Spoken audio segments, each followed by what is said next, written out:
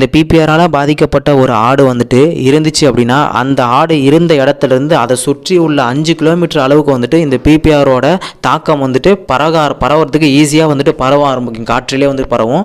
So அதனால் அது அப்படிப்பட்ட ஒரு பயங்கரமான நோய் இதை வந்துட்டு நம்ம இயற்கை மருத்துவத்தில் எப்படி சரி செய்யணும்னு சொல்லிட்டு இப்போ நம்ம பார்ப்போம். ஓகேங்களா? இப்போ வாங்க, நான் சொல்லக்கூடிய இந்த மருந்து வந்துட்டு என்ன அப்படின்னா 10 வேளைக்கு, அதாவது தொடர்ந்து 10 வேளைக்கு 10 வேளைக்கு கொடுக்கணும். 10 வேளைக்கு அப்படின்னா ஒரு நாளைக்கு 4 வேளை கொடுக்கணும். மொத்தமாக அந்த பாதிக்கப்பட்ட ஆடுக்கு 10 வேளை கொடுக்கணும்.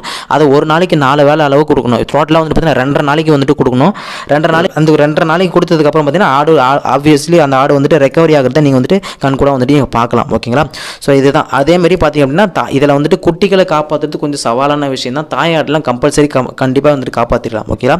சரி, ஓகே. இப்போ இதுக்கு தேவையான அளவுலாம் என்னன்னு சொல்லிட்டு நம்ம பார்ப்போம். இப்போ நான் சொல்கிற அளவு எல்லாமே பார்த்தீங்க அப்படின்னா, நான் மறுபடியும் சொல்கிறேன், இந்த அளவு எல்லாமே ஒரு ஆட்டுக்கு 5 வேளைக்கு கொடுக்கக்கூடிய அளவு, அப்படி இல்லைனா 5 ஆட்டுக்கு ஒரு வேளையாக கொடுக்கக்கூடிய அளவு.